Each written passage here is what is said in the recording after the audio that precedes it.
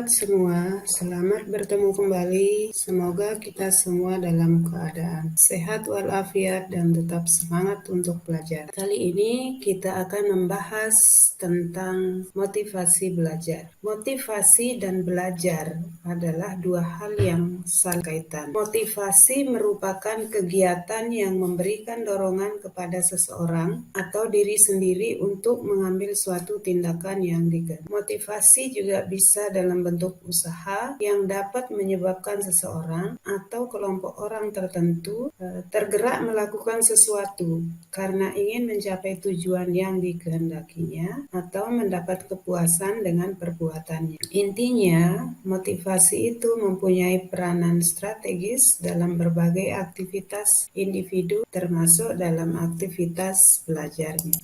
Belajar merupakan suatu proses atau upaya yang dilakukan oleh setiap individu untuk mendapat perubahan tingkah laku, baik dalam bentuk pengetahuan, keterampilan, sikap, dan nilai positif sebagai suatu pengalaman dari berbagai materi yang telah dipelajari. Belajar juga dapat kita pahami sebagai segala aktivitas psikis yang dilakukan oleh setiap individu sehingga tingkah lakunya berbeda antara sebelum dan sesudah belajar. Perubahan tingkah laku atau tanggapan karena adanya pengalaman baru, memiliki kepandaian atau ilmu setelah belajar, dan aktivitas berlatih.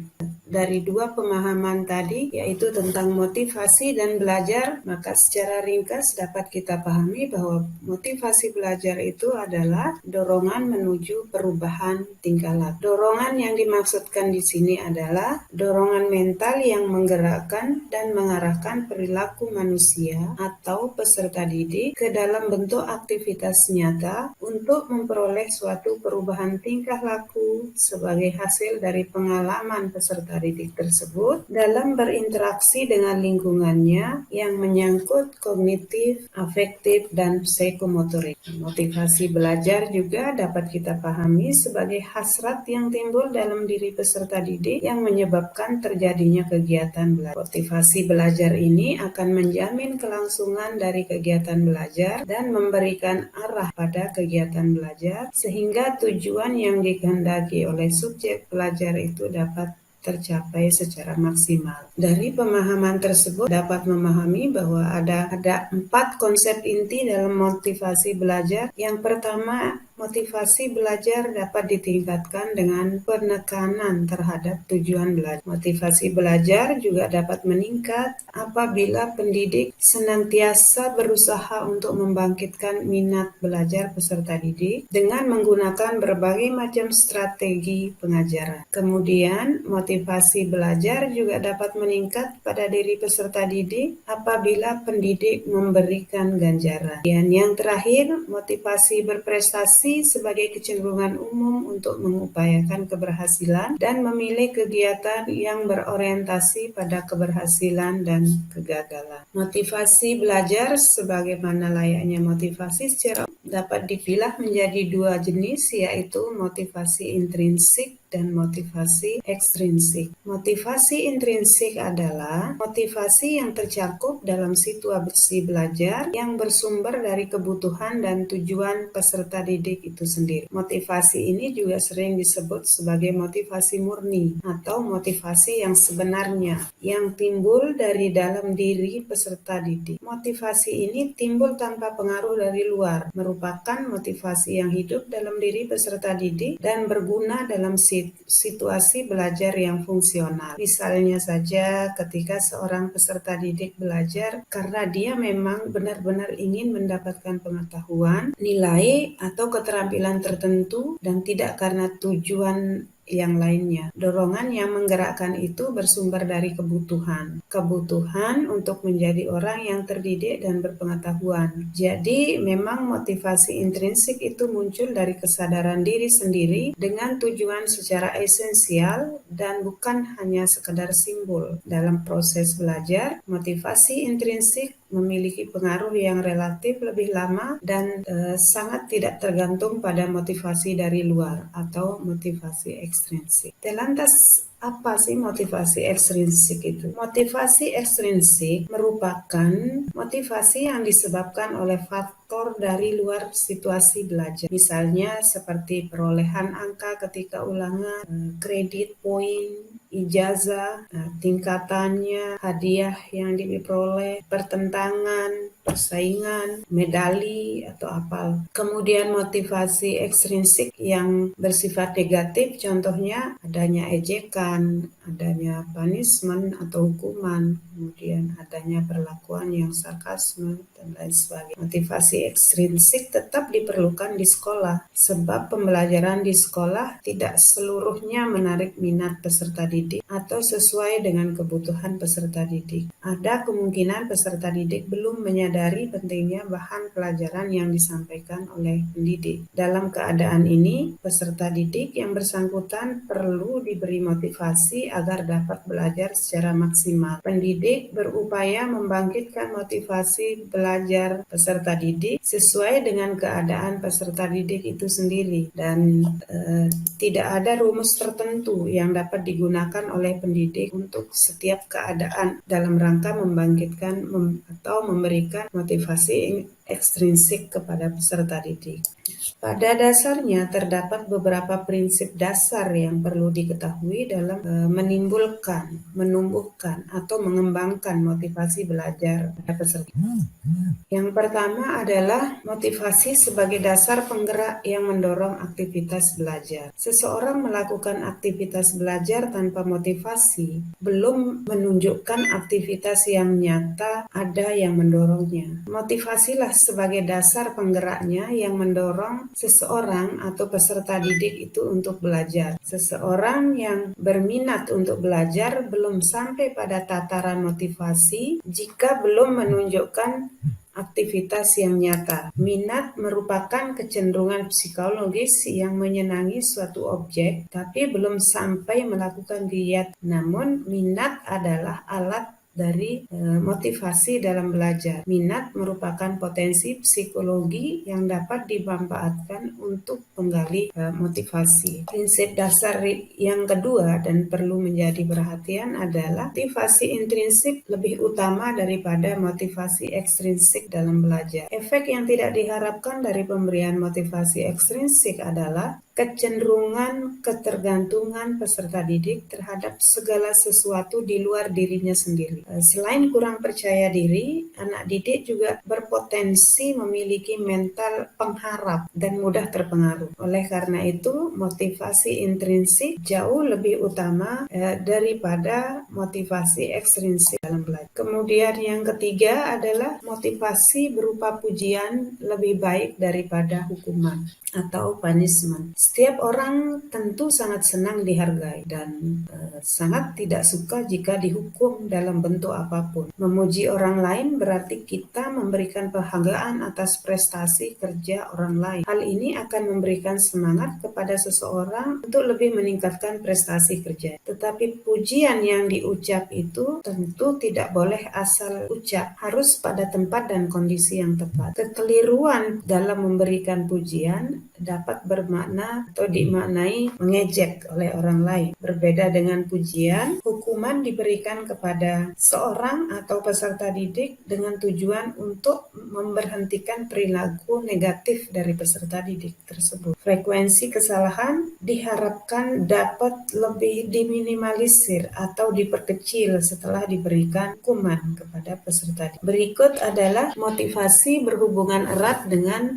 kebutuhan dalam belajar. Dalam dunia pendidikan, anak didik tentu sangat membutuhkan penghargaan. Jangankan anak didik, kita pun juga demikian. Dia tentu tidak ingin dikucilkan. Berbagai peranan dalam kehidupan yang dipercayakan kepadanya sama halnya dengan memberikan rasa percaya diri kepada peserta didik. Dalam konteks tersebut, peserta didik akan merasa berguna, akan merasa dikagumi atau dihormati oleh pendidik, oleh temannya, atau juga oleh orang lain. Perhatian, ketenaran, martabat, status, dan sebagainya merupakan kebutuhan yang wajar bagi individu termasuk peserta didik. Semuanya dapat memberikan motivasi bagi peserta didik dalam belajar. Motivasi dapat memupuk optimis dalam belajar. Anak didik yang mempunyai motivasi dalam belajar selalu yakin dapat menyelesaikan setiap pekerjaan yang dilakukan. Dia yakin belajar bukanlah kegiatan yang sia-sia. Hasilnya pasti akan berguna tidak hanya saat ini, tetapi juga di hari-hari yang akan datang. Kemudian terakhir adalah motivasi akan melahirkan prestasi dalam belajar. Dari berbagai hasil penelitian, kesimpulannya identik bahwa motivasi mempengaruhi prestasi belajar. Tinggi rendahnya motivasi selalu dijadikan indikator baik buruknya prestasi belajar seorang peserta didik. Sebagai bagian dari proses belajar, motivasi tentu tidak berdiri sendiri. Terdapat beberapa faktor yang mempengaruhi motivasi dalam belajar. Faktor dimaksud bisa berupa cita-cita, kondisi siswa, kondisi lingkungan, kondisi dinamis dalam belajar, ada kemudian faktor dorongan kognitif, harga diri, dan kebutuhan berafiliasi. Cita-cita merupakan suatu target yang ingin dicapai. Target ini sebagai tujuan yang ditetapkan dalam suatu kegiatan. Penentuan target ini tidak sama bagi semua peserta didik, karena setiap peserta didik memiliki cita-cita yang berbeda. Termasuk kita dulu kecil juga memiliki cita-cita yang tidak sama dengan cita-cita yang dimiliki oleh teman kita atau saudara kita sekali. Kondisi siswa yang mempengaruhi motivasi belajar berkaitan dengan kondisi fisik maupun kondisi psikologisnya. Tetapi biasanya pendidik lebih cepat melihat kondisi fisik karena lebih jelas menunjukkan gejalanya daripada kondisi psikologis. Kemudian berikutnya adalah kondisi lingkungan, merupakan unsur dari luar diri peserta didik, yaitu lingkungan keluarga, lingkungan sekolah, lingkungan masyarakat. Pendidik harus berusaha mengelola kelas dengan baik, membuat pembelajaran menjadi kondusif, menciptakan suasana belajar yang menyenangkan, untuk memotivasi belajar peserta didik. Unsur dinamis dalam belajar adalah unsur yang keberadaannya dalam proses belajar tidak stabil. Kadang-kadang kuat, kadang-kadang lemah, dan bahkan bisa hilang sama sekali. Khususnya kondisi-kondisi yang sifatnya kondisional. Tentu hal-hal ini akan sangat mempengaruhi motivasi belajar peserta didik. Misalnya keadaan emosi peserta didik itu sendiri, gairah belajarnya, situasi dalam belajarnya, dan beberapa unsur lain. Eksistensi dari unsur-unsur ini dapat memberikan dorongan, yang salah satunya dapat berupa dorongan kognitif pada diri peserta didik. Faktor berikutnya adalah dorongan kognitif, yaitu kebutuhan untuk mengetahui, mengerti, dan memecahkan masalah. Dorongan ini timbul di dalam proses interaksi antara peserta didik dengan tugas atau dengan masalah yang sedang dihadapi. Berikut faktor harga diri, yaitu hal yang tidak dapat kita pungkiri adalah pada peserta didik tertentu ada yang sangat tekun belajar dan melaksanakan tugas-tugasnya bukan semata-mata untuk memperoleh pengetahuan atau kecakapan, tetapi untuk memperoleh status dan harga diri. Yang terakhir adalah kebutuhan berafiliasi, yaitu kebutuhan untuk menguasai bahan pelajaran dengan niat guna mendapatkan pembenaran dari orang lain, teman-temannya mungkin, atau orang tuanya, atau tangganya, atau masyarakat secara luas. Kebutuhan ini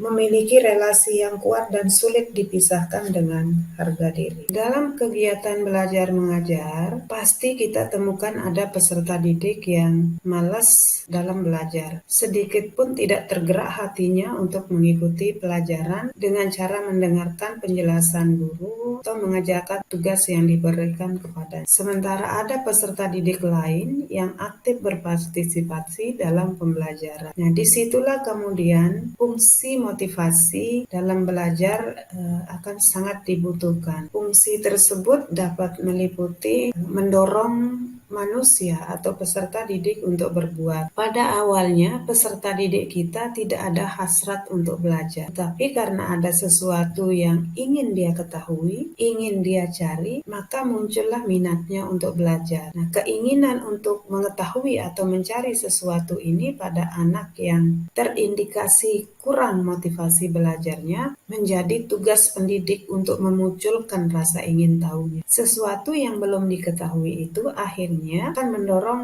peserta didik untuk belajar dalam rangka mencari tahu dan menuntaskan rasa penasaran. Kemudian yang kedua, menentukan arah perbuatan, yaitu ke arah tujuan yang hendak dicapai. Dengan demikian, motivasi dapat memberikan arah dan kegiatan yang harus dikerjakan sesuai dengan rumusan tujuan. Kemudian menyeleksi perbuatan, yaitu menentukan perbuatan apa yang harus dikerjakan yang serasi guna mencapai tujuan, dengan menyisihkan perbuatan-perbuatan yang tidak bermanfaat bagi pencapaian tujuan belajar.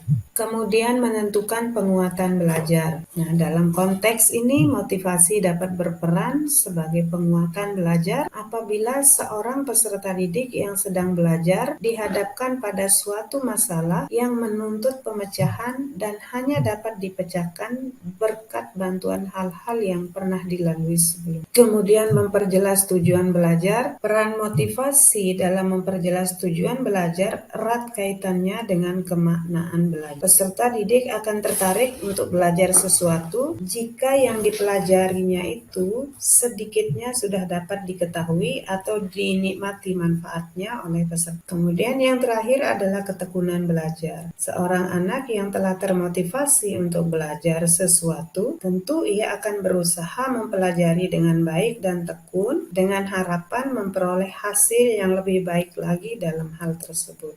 Pak di sini bahwa motivasi untuk belajar akan menyebabkan seseorang menjadi tekun untuk belajar. Sebaliknya, apabila seseorang kurang atau tidak memiliki motivasi untuk belajar, maka biasanya dia tidak tahan lama untuk belajar. Ia mudah tergoda untuk mengerjakan hal yang lain dan bukan belajar. Itu berarti motivasi sangat berpengaruh terhadap ketahanan dan ketekunan belajar. Nah, ketika pendidik menyadari bahwa ada peserta didiknya yang memiliki motivasi belajar yang kurang, maka tengkah atau upaya yang bisa dilakukan. Yang pertama misalnya dengan memberikan hadiah. Hadiah dapat dijadikan sebagai pembangkit motivasi, tetapi memang tidak selalu demikian, karena hadiah untuk suatu pekerjaan mungkin tidak akan menarik bagi seseorang yang tidak senang dan tidak berbakat untuk suatu pekerjaan tersebut. Contohnya, hadiah yang diberikan untuk peserta didik yang menggambar dengan gambar yang paling indah mungkin tidak akan menarik bagi peserta didik lain yang tidak memiliki bakat menggambar. Kemudian memberikan angka. Angka dalam hal ini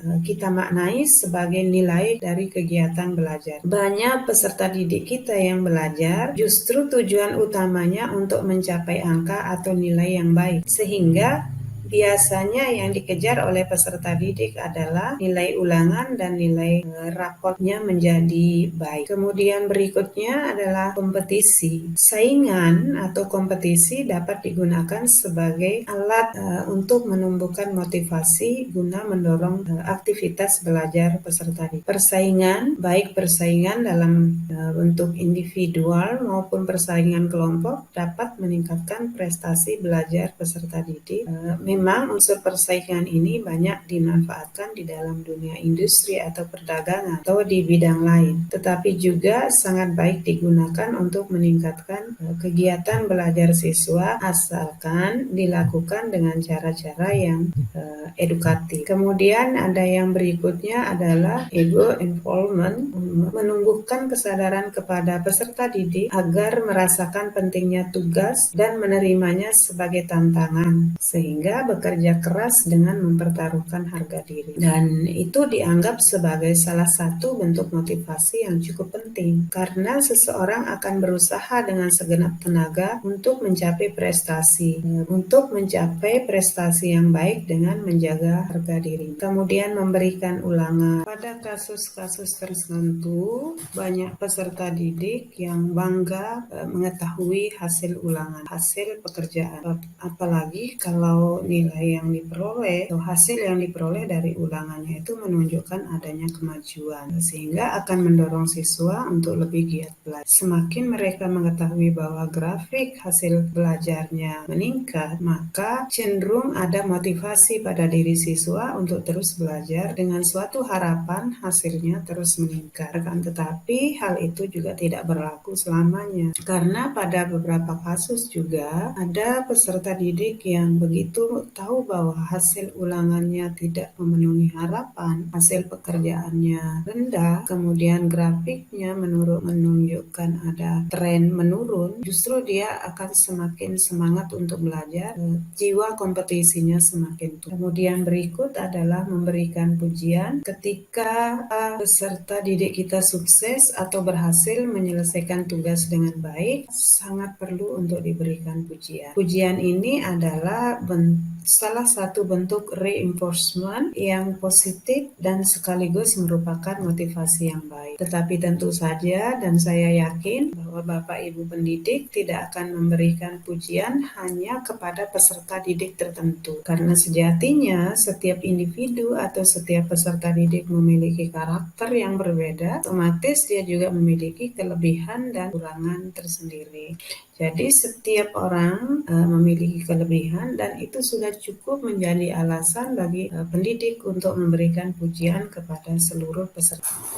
Kemudian berikut adalah hasrat untuk belajar, kemudian ada minat, motivasi muncul karena adanya kebutuhan. Begitu juga dengan minat, sehingga akan sangat tepat kalau minat merupakan alat motivasi yang pokok. Proses belajar akan berjalan lancar kalau disertai dengan minat. Kemudian yang terakhir adalah tujuan yang diakui. Rumusan tujuan yang diakui dan akan diterima baik oleh peserta didik dapat menjadi alat motivasi yang sangat penting, sebab dengan memahami tujuan yang hendak dicapai dalam pembelajaran, itu akan menimbulkan gairah bagi peserta didik karena dirasa sangat berguna dan menguntungkan. Sahabat sekalian, murid yang termotivasi mempelajari sebuah topik cenderung melibatkan diri dalam berbagai aktivitas yang diyakininya akan membantu dirinya belajar, seperti memperhatikan pelajaran secara seksama, kemudian secara mental mengorganisasikan dan menghafal materi yang harus dipelajari, mencatat untuk memfasilitasi aktivitas belajar berikutnya. Bisa juga dia melakukan aktivitas berupa memeriksa level pemahamannya dan meminta bantuan ketika dirinya tidak memahami materi pembelajaran yang disampaikan oleh pendidik. Tetapi ketika pendidik menemukan ada peserta didik yang menunjukkan perilaku yang berbeda dari perilaku sewajarnya dalam pembelajaran, maka pendidik dapat menindaklanjutinya dengan menelusuri motivasi belajar peserta didik. Saya kira demikian penjelasan atau uraian yang dapat saya sampaikan tentang motivasi belajar. Jika ada yang ingin didiskusikan lebih lanjut, bisa kita diskusikan di kolom komentar. Terima kasih dan semoga kita selalu dalam keadaan sehat walafiat dan tetap semangat untuk belajar. Salam.